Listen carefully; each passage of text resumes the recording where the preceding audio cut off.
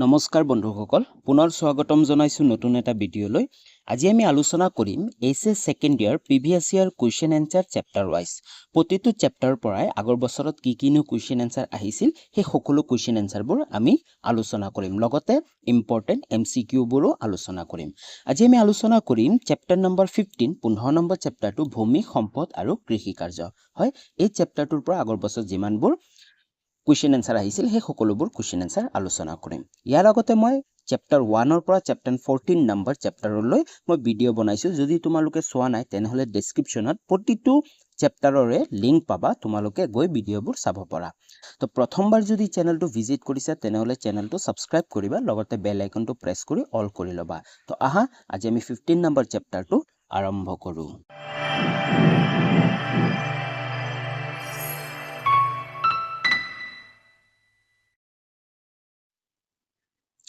প্ৰথমতে আমি আলোচনা কৰিম এমসিকিউ ফৰ 2025 ফাইনেল কেটামান ইম্পৰ্টেন্ট এমসিকিউ যিবোৰ আহিব পাৰে 2025 ফাইনেল এক্সামত সেই এমসিকিউ বোৰ আমি আলোচনা কৰো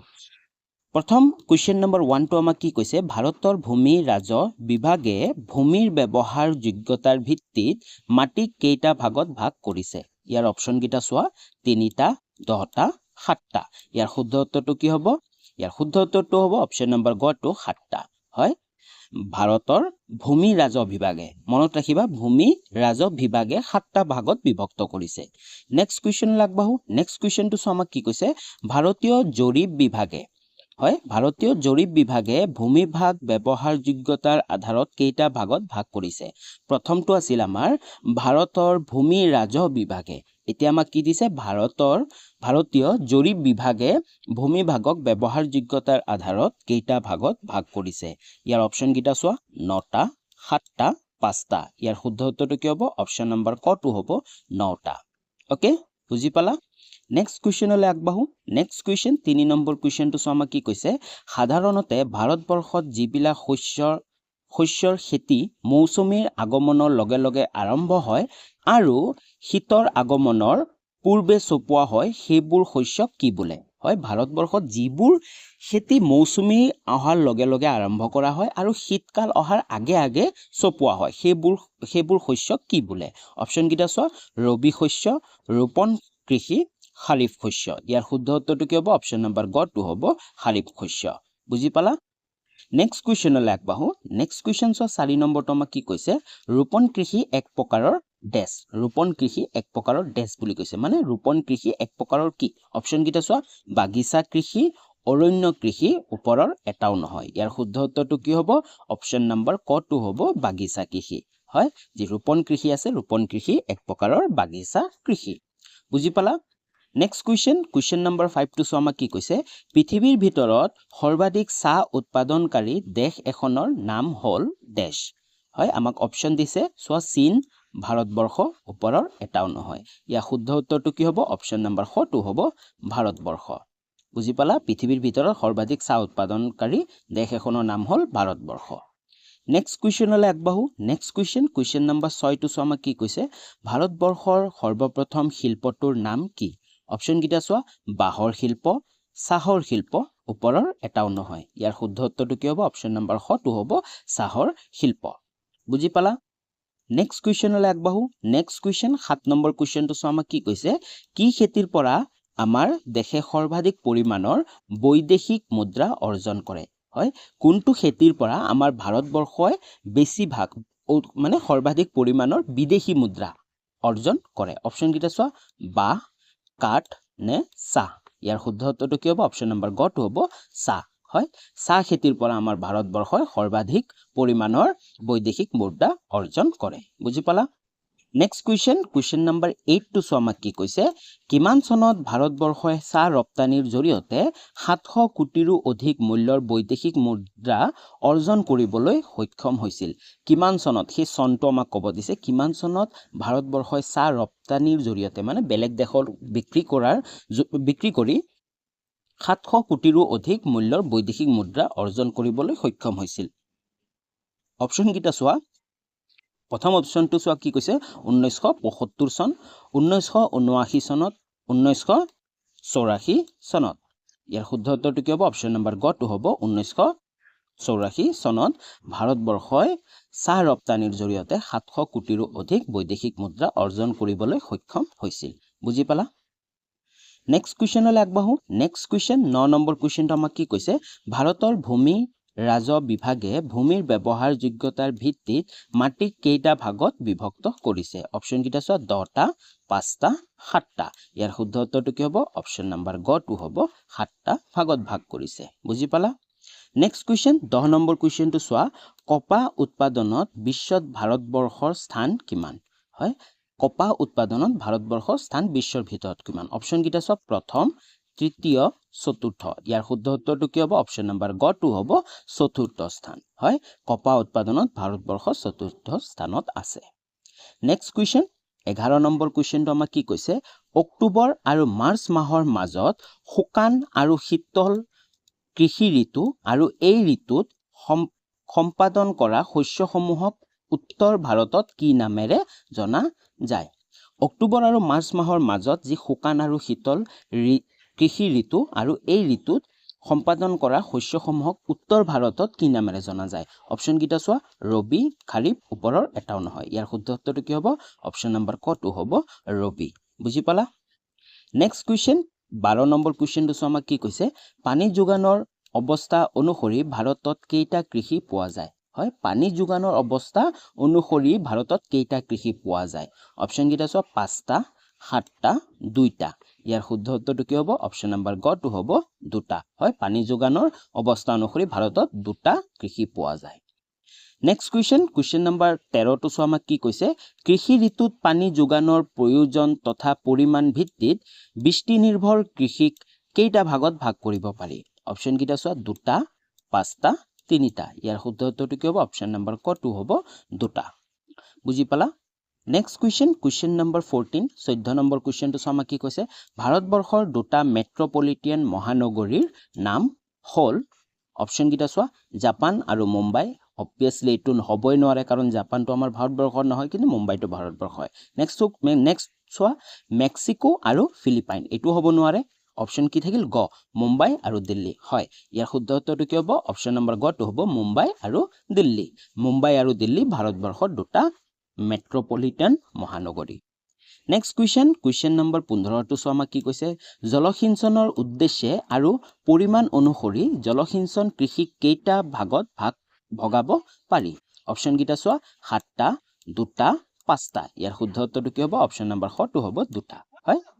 নেক্সট কুৱেশ্যন নম্বৰ 16 টো চোৱা আমাক কি কৈছে পানী যোগানৰ অৱস্থা অনুসৰি ভাৰতৰ দুই প্ৰকাৰৰ কৃষি হ'ল হয় পানী যোগানৰ অৱস্থা অনুসৰি আমি কুৱেশ্যন এটা পাইছিলো ভাৰতৰ দুই প্ৰকাৰৰ কৃষি নাম লিখিব দিছে অপচন কিটা চোৱা জলসিঞ্চন কৃষি আৰু সংৰক্ষী জলসিঞ্চন কৃষি খ নম্বৰটো চোৱা বৃষ্টি নিৰ্ভৰ কৃষি আৰু উৎপাদনশীল জলসিঞ্চন কৃষি সংৰক্ষী জলসিঞ্চন কৃষি আৰু উৎপাদনশীল জলসিঞ্চন কৃষি আৰু ঘ নম্বৰটো হ'ব জলসিঞ্চন কৃষি আৰু বৃষ্টি নিৰ্ভৰ কৃষি ইয়াৰ শুদ্ধ উত্তৰটো কি হ'ব অপচন নম্বৰ ঘ টু হ'ব জলসিঞ্চন কৃষি আৰু বৃষ্টি নিৰ্ভৰ কৃষি হয় কিছুমান কৃষি আছে জলসিঞ্চন যি ব্যৱস্থা আছে সেইটোৰ ওপৰত নিৰ্ভৰ কৰে আনহাতে আৰু এটা আছে বৃষ্টিৰ ওপৰত নিৰ্ভৰ কৰে বুজি পালা তো পানীৰ যোগানৰ ব্যৱস্থাৰ ওপৰত ভিত্তি কৰি দুই প্ৰকাৰৰ কৃষি ভাৰতত কৰা হয় আৰু সেই দুই প্ৰকাৰ হ'ল কি জলসিঞ্চন কৃষি আৰু বৃষ্টি নিৰ্ভৰ কৃষি নেক্সট কুৱেশ্যনৰ আগবাঢ়ো নেক্সট কুৱেশ্যন 17 নম্বৰ কুৱেশ্যনটো চোৱা আমাক কি কৈছে আমাৰ দেশত মুঠ কৃষিভূমিৰ পৰিমাণ কিমান হয় আমাৰ দেশত মুঠ কৃষিভূমিৰ পৰিমাণ কিমান অপচন কিটা চোৱা 142.2 নিযুত হেক্টৰ 163.2 নিযুত হেক্টৰ 135.6 নিযুত হেক্টৰ ইয়াৰ শুদ্ধ উত্তৰটো কি হ'ব অপচন নম্বৰ ক টু হ'ব 142.2 নিযুত হেক্টৰ আমাৰ ভাৰতবৰ্ষৰ মুঠ কৃষিভূমিৰ পৰিমাণ নেক্সট কুৱেশ্যন নম্বৰ 18 টো চোৱা আমাক কি কৈছে পৃথিৱীৰ সৰ্বমুঠ ধানৰ প্ৰজাতি কিমান পৃথিৱীত সৰ্বমুঠ ধানৰ প্ৰজাতি কিমান অপচন কিটা চোৱা 10,000 50,000 20,000 ইয়াৰ শুদ্ধ উত্তৰটো কি হ'ব অপচন নম্বৰ ক টু হ'ব 10,000 হয় পৃথিৱীত সৰ্বমুঠ ধানৰ প্ৰজাতি কিমান 10,000 বুজি পালা নেক্সট কুৱেশ্যনলৈ আগবাঢ়ো নেক্সট কুৱেশ্যন 19 নম্বৰ কুৱেশ্যনটো আমাক কি কৈছে ভাৰতত সমগ্ৰ বিশ্বৰ কিমান শতাংশ অন্ন শস্য উৎপাদন হয় হয় অপচন কিটা চোৱা 20%, 11%, 25%। ইয়াৰ শুদ্ধ উত্তৰটো কি হ'ব অপশ্যন নম্বৰ হটো হ'ব 11%। ভাৰতত সমগ্ৰ বিশ্বৰ 11% অন্ন শস্য উৎপাদন হয় বুজি পালা নেক্সট কুৱেশ্যন নম্বৰ 22 চোৱা 20 নম্বৰ কুৱেশ্যন আমাৰ দেশত কিমান বিধ ধানৰ খেতি কৰা হয় অপশ্যন কেইটা চোৱা 5000 6000 4000 ইয়াৰ শুদ্ধ উত্তৰটো কি হ'ব অপশ্যন নম্বৰ গ টু হ'ব 4000 হয় আমাৰ দেশত ভাৰতবৰ্ষত 4000 বিধ ধানৰ খেতি কৰা হয় বুজি পালা নেক্সট কুৱেশ্যনলৈ আগবঢ়াৰ আগতে যদি এতিয়ালৈ চেনেলটো ছাবস্ক্ৰাইব কৰা নাই তেনেহলে চেনেলটো ছাবস্ক্ৰাইব কৰি লোৱা লগতে বেল আইকনটো প্ৰেছ কৰি অল কৰি ল'বা আগন্তুক যি 2025 এইচএছ ফাইনেল এক্সাম আহি আছে তাৰ কাৰণে তোমালোকে এই চেনেলটোত কিছুমান বিশেষ সুবিধা পাবা সেই সুবিধাবোৰ হ'ল ক্লাছ 12 জিঅগ্ৰাফি সলিউশন 2025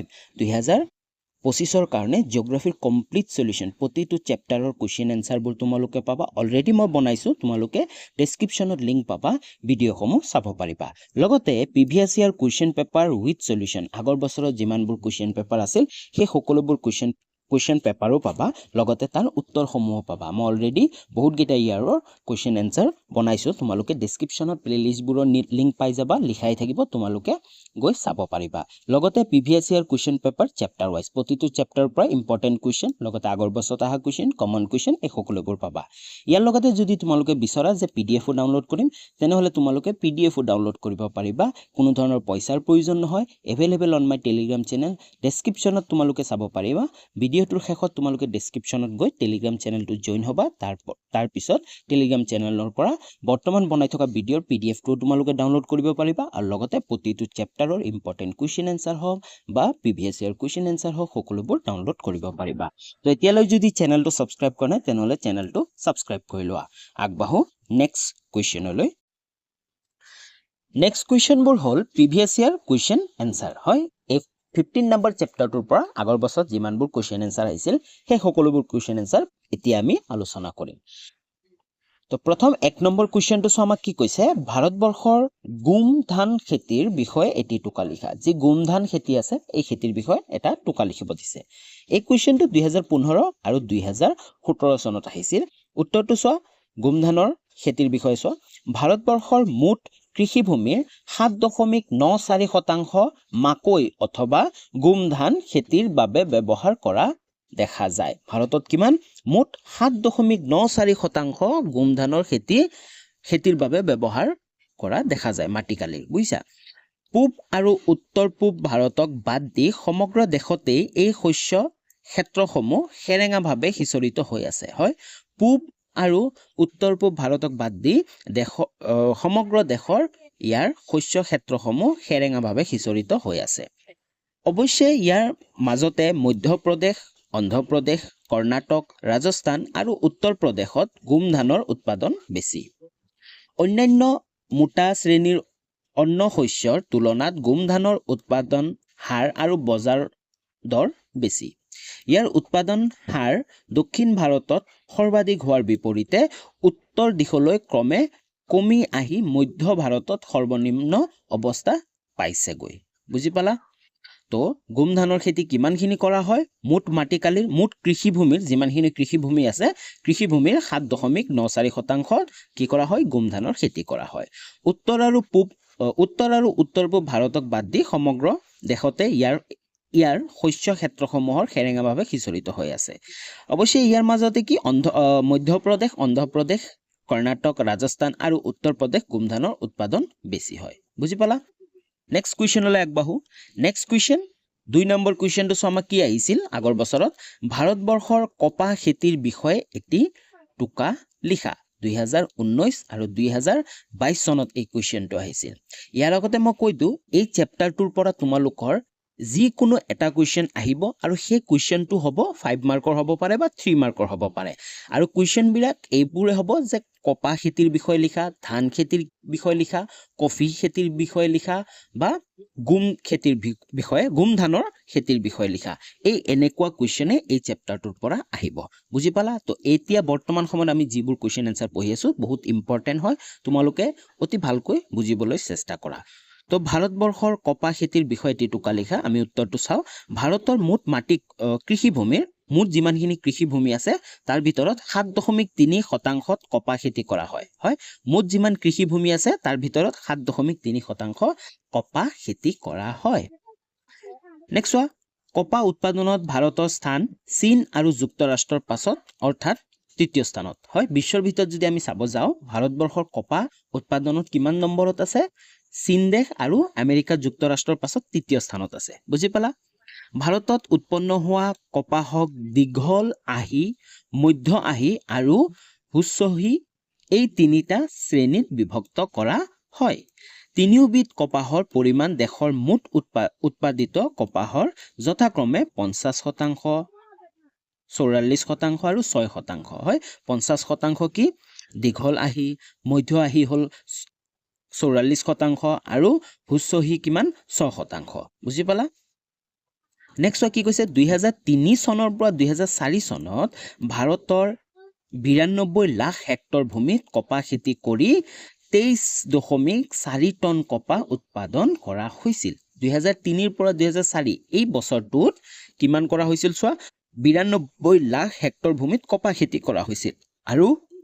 কিমান উৎপাদন হৈছিল 23.4 টন কপাহ উৎপাদন কৰা হৈছিল আনহাতে 1950 চনৰ পৰা 51 চনত ভাৰতত মাত্ৰ 517 টনহে কপাহ উৎপাদন হৈছিল বুজি পাইছা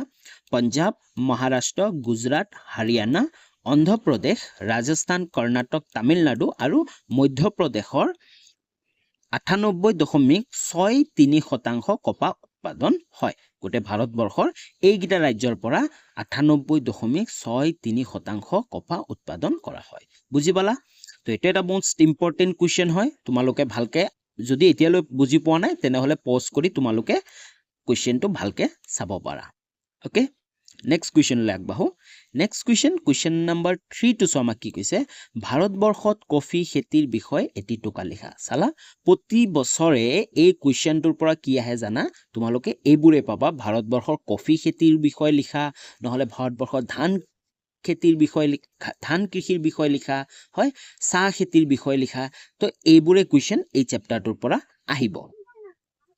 এই কোৱেশ্চনটো কিমান চনত আহিছিল চোৱা 2013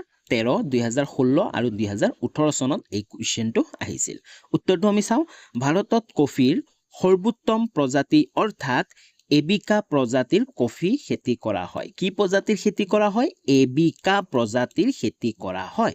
আৰু ভাৰতত পৃথিৱীৰ 4.3% কফিহে উৎপাদন কৰা হয় ভাৰতত পৃথিৱীৰ 4.3% কফিহে উৎপাদন কৰা হয় কফি উৎপাদনত এই দেশৰ স্থান ষষ্ঠ সহদী পৰ্বত শ্ৰেণীৰ উচ্চ অৱস্থানত থকা কৰ্ণাটক কত হয় বেছিকে খেতি কৰা হয় কৰ্ণাটক কেৰেলা আৰু তামিলনাডু ৰাজ্যৰ এলেকাবোৰত কফি খেতি কৰা হয় ভাৰতৰ সৰ্বমুঠ 2.2 লাখ হেক্টৰ মাটিত বছৰি 3 লাখ টন কফি উৎপাদন কৰা হয় ভাৰতবৰ্ষৰ সৰ্বমুঠ 2.2 লাখ হেক্টৰ মাটিত বছৰি কিমান 3 লাখ টন কফি উৎপাদন কৰা হয় ইয়াৰে প্ৰায় 2 লাখ টন কেৱল কৰ্ণাটক প্ৰদেশতে উৎপাদিত হোৱা দেখা যায় হয় ইয়াৰে যি 3 লাখ টন কফি উৎপাদন হয় প্ৰতি বছৰে ভাৰতৰ তাৰে ভিতৰত 2 লাখ টন কেৱল কৰ্ণাটক প্ৰদেশতে কি হয় উৎপাদন কৰা হয় বুজি পালা তোমালোকে ভিডিওটো পজ কৰি এনসাৰটো ভালকে পঢ়ি ল'ব পাৰিবা ওকে আৰু নহলে তোমালোকে ডেসক্ৰিপচনত টেলিগ্ৰাম চেনেলৰ লিংক আছে টেলিগ্ৰাম চেনেলৰ পৰা তোমালোকে এই পিডিএফটো ডাউনলোড কৰিও গুটে কোৱেশ্চন এনসাৰবোৰ পুনৰ পঢ়ি ল'ব পাৰিবা ওকে বুজি পালা নেক্সট কোৱেশ্চন লাগবাহু নেক্সট কোৱেশ্চন হল 4 নম্বৰ কোৱেশ্চনটো সমা কি কৈছে ভাৰতবৰ্ষৰ কৃষি ক্ষেত্ৰৰ মূল সমস্যাসমূহ আলোচনা কৰা হয় ভাৰতবৰ্ষৰ এই কৃষি ক্ষেত্ৰৰ বিভিন্ন ধৰণৰ সমস্যা আছে এই সমস্যাবোৰৰ ভিতৰত আমাৰ মূল সমস্যাবোৰ কি হেবোৰ আলোচনা কৰিব দিছে 2019 চনত এই কোৱেশ্চনটো আহিছিল হয় এনেকুৱা ধৰণৰো কোৱেশ্চন আহিব পাৰে মানে সমস্যাবোৰ বা ডাইৰেক্ট এনেকুৱা আহিব পাৰে যে ধান কৃষিৰ সমস্যাবোৰ কফি কৃষিৰ সমস্যাবোৰ এনেকুৱা ধৰণৰ কোৱেশ্চন আনসাৰ আহিব পাৰে মই পিছত তোমালোকৰ কাৰণে যি কিমানবোৰ ইম্পৰ্টেন্ট কোৱেশ্চন কেনেকুৱা ধৰণৰ কোৱেশ্চন আহিব পাৰে সকলো ভিডিও বনাম তো উত্তৰটো চাই লও ভাৰতবৰ্ষৰ কৃষি ক্ষেত্ৰৰ মূল সমস্যাবোৰ আলোচনা কৰা ভাৰতবৰ্ষৰ কৃষি ক্ষেত্ৰৰ সমস্যাসমূহ তলত আলোচনা কৰা হ'ল প্ৰথম সমস্যা কি অনিয়মিত মৌচুমী নিৰ্ভৰতা হয় আমাৰ ভাৰতবৰ্ষৰ কি বেছিভাগ কৃষি কি মৌচুমী জলবায়ুৰ ওপৰত নিৰ্ভৰশীল মৌচুমী জলবায়ু আহিলে বৰষুণৰ পৰিমাণ বাঢ়িব হয় আৰু অনিয়মিত মৌচুমী নিৰ্ভৰতা আৰু যে মৌচুমী বতাহটো আছে মৌচুমী বতাহটো কি হয় অনিয়মিত কেতিয়াবা হয় বৰষুণ হয় কিন্তু কেতিয়াবা অতিকৈ কম পাৱাৰ হয় মানে বৰষুণ কম হয় চোৱা উত্তৰটো চোৱা ভাৰতৰ মুঠ কৃষিভূমিৰ 1/3হে জলসিঞ্চন ব্যৱস্থা আছে হয় তিনি ভাগৰ 1/ভাগ কৃষিতহে কি আছে জলসিঞ্চন মানে যি আৰ্টিফিচিয়েলি পাইপলাইন দি বা নলা দি পানী দিয়া হয় কৃষিসমূহক তেনেকুৱা ব্যৱস্থা আছে অৰ্থাৎ দেশখনৰ কৃষিভূমিৰ অধিক অংশই বৃষ্টি নিৰ্ভৰ হৈ আছে বেছিভাগে কি হৈ আছে বৰষুণ মানে বৰষুণৰ ওপৰত নিৰ্ভৰ হৈ আছে ইফালে বৃষ্টিবাহী দক্ষিণ পশ্চিম মৌচুমীৰ অনিয়মিত আগমনৰ ফলত নদী সংযোগ জলসিঞ্চন ব্যৱস্থাও সময়ত পানী যোগান অনুকূল হৈ নাথাকে নেক্সট খ নম্বৰ সমস্যাটো চোৱা কি কৈছে নিম্ন হাৰৰ উৎপাদন হয় আমাৰ ভাৰতবৰ্ষত যিমান কৃষি কৰা হৈ আছে এইবোৰৰ উৎপাদন বৰ্তমান দিনক দিনে কম হৈ গৈ আছে আৰু নিম্ন হৈ গৈ আছে চোৱা ভাৰতৰ পথাৰসমূহত প্ৰায়বোৰ শস্যৰ উৎপাদনৰ হাৰ আন্তঃৰাষ্ট্ৰীয় মানৰ তুলনাত নিম্ন পৰ্যায়ৰ হয় আন্তঃৰাষ্ট্ৰীয় তুলনাত কি হয় নিম্ন পৰ্যায়ৰ ঘাইকৈ কৃষিভূমিৰ ওপৰত ক্ষিপ্ৰ উৎপাদন প্ৰক্ৰিয়া হেঁচা আৰু কৃষিখণ্ডৰ কৰ্মত শ্ৰমিকসকলৰ সীমিত দক্ষতা প্ৰভৃতি কিছুমান উমৈহতীয়া কাৰকৰ সতীত প্ৰভাৱ ইয়াৰ বাবে দায়বদ্ধ কৰিব পাৰি বুজি পালা নেক্সট চোৱা কি কৈছে গ নম্বৰ সমস্যাটো কি কৈছে বিত্তীয় ক্ষেত্ৰ কিবোৰ চোৱা অধিক উৎপাদনক্ষম কৃষি প্ৰণালীৰ মাত্ৰেই ব্যয়বহুল হয় যদি কৃষি প্ৰণালীত অধিক এডভান্স মেচিনাৰী সাইন্টিফিক মেচিনাৰী ডাঙৰ মেচিন যদি ইউজ কৰিব পাৰি কিন্তু সেইবোৰ কি ব্যয়বহুল বহুত পইচাৰ প্ৰয়োজন কিন্তু ভাৰতৰ অধিকাংশ ক্ষুদ্ৰ তথা দৰিদ্ৰ কৃষকৰ পক্ষে সীমিত গাইগুটীয়া কৃষিভূমিৰ পৰিসৰ উচ্চ নিৰস মূলধনী খৰচ জোৰা মাৰিব নোৱাৰাত সঞ্চয়বিহীন অথবা ঋণদায়গ্ৰস্ত আৰ্থিক অৱস্থাৰ অধিকাংশ ভাৰতীয় কৃষকে অবিকল্পভাৱে পৰম্পৰাগত কৃষি প্ৰণালীকে আদৰি লয় হয় বেছিভাগ খেতিয়ক কি ভাৰতবৰ্ষ তেওঁলোক দুখীয়া হয় তেওঁলোকে ইমান এডভান্স যিবোৰ মেচিন আছে সেইবোৰ কিনিব নোৱাৰে তো তাৰ কাৰণে কি তেওঁলোকে সেই পৰম্পৰাগত কৃষি প্ৰণালীটোৱে আদৰি লয় মানে সেই নাঙলেৰে বেছিভাগ আজিকালি নাঙলটো বাৰু নাইকিয়া হৈ গৈছে কিন্তু বেছিভাগে কি এই ট্ৰেক্টৰ ইউজ কৰে তাৰ ট্ৰেক্টৰৰ বাহিৰেও কিছুমান হাৰ্ভেষ্টাৰ মেচিন আছে সেইবোৰ তেওঁলোকে কি ব্যৱহাৰ কৰিব নোৱাৰে আনহাতে কি তেওঁলোকৰ ভূমিও কম থাকে হয় মাটিও কম থাকে যদি 2 বিঘা 3 বিঘা মাটিত যদি খেতি কৰে তেওঁ সেই মাটিখিনিৰ কাৰণে ডাঙৰ এটা হাৰ্ভেষ্টাৰ মেচিনটো আনিব নোৱাৰে বুজি পাইছা নেক্সট চোৱা ঘ নম্বৰ সমস্যাটো কি কৈছে ভূমি সংস্কাৰহীনতা চোৱা স্বাধীনতা লাভৰ পাছত কৃষিভূমিৰ সংস্কাৰ কাৰ্যই অগ্ৰাধিকাৰ লাভ কৰাৰ পৰিৱেশতো ঘাইকৈ ৰাজনৈতিক স্বাৰ্থৰ অন্তৰালত দেশৰ ভূমি সংস্কাৰ নীতিয়ে আশাপ্ৰদ সফলতা প্ৰদৰ্শন কৰা নাই ভূমি সংস্কাৰ কাৰ্যসূচীৰ বিফলতাৰ ফলত কৃষিভূমিৰ বৈষম্যমূলক বিতৰণ অব্যাহত থকাৰ কাৰণে দেশৰ মুঠ কৃষিজাত উৎপাদনৰ তলৰ পৰ্যায়তে থাকি গ'ল বুজি পালা নেক্সট সমস্যাটো উঙ নম্বৰ কি কৈছে ক্ষুদ্ৰাকৃতিৰ শস্য ক্ষেত্ৰ আৰু কৃষিভূমিৰ বিখণ্ডন দেশৰ 50% কৃষক কৃষিভূমি 1 হেক্টৰতকৈ কম হয় 50% কৃষকৰ কৃষিভূমি 1 হেক্টৰতকৈও কম তেওঁলোকৰ মাজৰে 40% কৃষক মাটি গাইপতি আধা হেক্টৰতকৈও কম জনসংখ্যা বৃদ্ধিৰ লগে লগে উত্তৰাধিকাৰী সূত্ৰে মাটিৰ ভাগ হোৱাৰ ফলত পুৰুষানুক্ৰমিকভাৱে কৃষিভূমিৰ বিখণ্ডন কাৰ্য অব্যাহত আছে ফলত খণ্ড বিখণ্ডিত কৃষিভূমিৰ হাৰ ক্ষিপ্ৰ গতিত কমি আহি আছে বুজি পালা যি ভাৰতবৰ্ষৰ কি হয় অধিক জনসংখ্যা বেছি হ'ল হয়নে কিছুমান কৃষকৰ ওচৰত কি আছে মাটি আছে 1 হেক্টৰ আছে আধা হেক্টৰ আছে তাৰ পিছত কি হ'ল তেওঁৰ ল'ৰা ছোৱালী কিছুমান আছে তাৰ কাৰণে কি হয় মাটিবোৰ ভাগ কৰিব লগা হয় তো তেনেকৰে কি হৈ আছে কৃষি ভূমিবোৰ কি হৈছে বিখণ্ডন হৈ গৈ আছে বুজি পালা নেক্সট চোৱা প্ৰথম 6 নম্বৰ সমস্যাটো কি দিছে বাণিজ্যিকৰণৰ অভাৱ চোৱা ভাৰতৰ অধিকাংশ কৃষকে ক্ষুদ্ৰ অথবা প্ৰান্তীয় পৰ্যায়ৰ কৃষক হোৱাৰ পৰিপ্ৰেক্ষিতত তেওঁলোকৰ উৎপাদন কাৰ্য পোষক পৰিসৰতে সীমাবদ্ধ এই শ্ৰেণীৰ কৃষকে বাণিজ্যিক খাদ্য শস্য উৎপাদনত প্ৰাধান্য দিয়ে সেয়েহে ভাৰতত উৎপাদিত বুজন পৰিমাণৰ শস্যই বিপণন প্ৰণালীৰ ভিতৰত সোমোৱাৰ সুযোগ নাপায় হয় যি কৃষি কাৰ্য কৰি আছে এই কৃষি কাৰ্যটো তেওঁলোকে সকলো খেতিয়কে বাণিজ্যিক ৰূপত নিব পৰা নাই কাৰণ তেওঁলোকে যিমান উৎপাদন কৰে তেওঁলোকৰ বছৰত নিজৰ খাওঁতে যায় তেওঁলোকে বিক্ৰী কৰিবই নোৱাৰে তো বাণিজ্যিক যি আধাৰত বা বাণিজ্যিক পৰ্যায়ত তেওঁলোকে যাব পৰা নাই দ্বিতীয় 6 নম্বৰটো চোৱা কি কৈছে আমাক দ্বিতীয় 6 নম্বৰটো কৈছে বিস্তীৰ্ণ নিম্ন নিযুক্তি ভাৰতৰ কৃষি ক্ষেত্ৰত আশ্ৰয় কৰি জীৱিকা নিৰ্বাহ কৰি অহা কৃষক অথবা কৃষিভূমিক যথেষ্ট সংখ্যকে কৃষিবৰ্ষ এটাৰ পৰিসৰত 4 পৰা 8 মাহ কাল শ্ৰমহীনভাৱে পাৰ কৰিবলগীয়া হয় দেশৰ কৃষি প্ৰণালীটো শ্ৰমকেন্দ্ৰিক নহয় ভূমিকেন্দ্ৰিক হৈ থকাৰ কাৰণে সীমিত কৃষিভূমিত কৃষিজীৱী শ্ৰেণীৰ পক্ষে পূৰ্ণৰ নিযুক্তি সম্ভৱপৰ নহয় বুজি পালা তো এইটো এটা বহুত ইম্পৰ্টেণ্ট কুৱেশ্যন এই বছৰৰ কাৰণে আহিব পাৰে তোমালোকে চাই ল'ব পাৰা তোমালোকে পুনৰ আকৌ এবাৰ পঢ়িব পাৰা প'জ কৰি তো নেক্সট কুৱেশ্যনলৈ গৈছো নেক্সট কুৱেশ্যন হ'ল 5 নম্বৰ কুৱেশ্যনটো চোৱা আমাক কি কৈছে ভাৰতৰ ভূমি ৰাজহৰ বিভাগ ব্যৱস্থাৰ যোগ্যতাৰ ভিত্তিত ভূমি কিদৰে বিভক্ত কৰিছে 2015 চনত এই কুৱেশ্যনটো আহিছিল তোমালোকে উত্তৰটো চাব পাৰা ভাৰতৰ ভূমি ৰাজহৰ বিভাগে ভূমিৰ ব্যৱহাৰ যোগ্যতাৰ ভিত্তিত ভূমিক 9টা ভাগত বিভক্ত কৰিছে সেয়া হ'ল ক নম্বৰটো চোৱা কি অৰণ্য ক্ষেত্ৰ কিছুমান ভূমি আছে অৰণ্যৰ ক্ষেত্ৰত কি কৰিছে বিভক্ত কৰিছে তোমালোকে প'জ কৰি কমপ্লিটটো পঢ়ি ল'ব পাৰা নেক্সট কুৱেশ্যনটো চোৱা নেক্সট খ নম্বৰটো চোৱা কি কৈছে কৃষি ভিন্ন ব্যৱহাৰৰ ক্ষেত্ৰত কিছুমান ভূমি কি কৈছে কৃষি ভিন্ন ব্যৱহাৰৰ ক্ষেত্ৰত বিভক্ত কৰিছে নেক্সট গ নম্বৰটো কি কৈছে অকৃষিযোগ্য অথবা অব্যাহত ক্ষেত্ৰত কিছুমান অকৃষিযোগ্যতা অব্যাহত ক্ষেত্ৰত বিভক্ত কৰিছে হয় তৃণাঞ্চল আৰু চৰণ ক্ষেত্ৰ তাৰপিছত 9 নম্বৰটো চোৱা বৃক্ষৰোপণ ক্ষেত্ৰত বিভক্ত কৰিছে তাৰপিছত কৃষিযোগ্য পতিত ভূমি ওপৰত বিভক্ত কৰিছে দ্বিতীয় চোৱাটো চোৱা কি কৈছে সাময়িক পতিত ভূমি তোমালোকে প'জ কৰি ধুনীয়াকে এনসাৰটো পঢ়ি ল'ব পাৰিবা ওকে বৰ্গীয় জ নম্বৰটো কি কৈছে সাময়িক পতন ভিন্ন পতিত ভূমি তাৰপিছত নিখুঁটি কৃষিভূমি বুজি পালা তো আজিলৈ ইমানখিনি আছিল যদি ভিডিঅ'টো ভাল পালা তেনেহ'লে প্লিজ ভিডিঅ'টো এটা হ'লেও লাইক কৰি দিবা আৰু লগতে কমেণ্ট এটা কৰি জনাবা তোমালোকৰ ভিডিঅ'টো কেনে লাগিল কাৰণ কমেণ্ট এটা কৰিলে উৎসাহ পোৱা যায় পুনৰ নতুন ভিডিঅ' বনাবৰ কাৰণে তো যদি এতিয়ালৈ চেনেলটো ছাবস্ক্ৰাইব কৰা নাই তেনেহ'লে চেনেলটো ছাবস্ক্ৰাইব কৰি লোৱা লগতে বেল আইকনটো প্ৰেছ কৰি অল কৰিব নাপাহৰিবা যাতে নেক্সট ভিডিঅ'বোৰৰ নটিফিকেশ্যন তোমালোকে অতি সহজতে পাব পাৰা আৰু তোমালোকৰ বন্ধু বান্ধৱীলৈকেও ভিডিঅ'টো শ্বেয়াৰ কৰিবা তো আজিলৈ ইমানখিনি আছিল পুনৰ লগ পাম নতুন এটা ভিডিঅ'লৈ তেতিয়ালৈ বাই বাই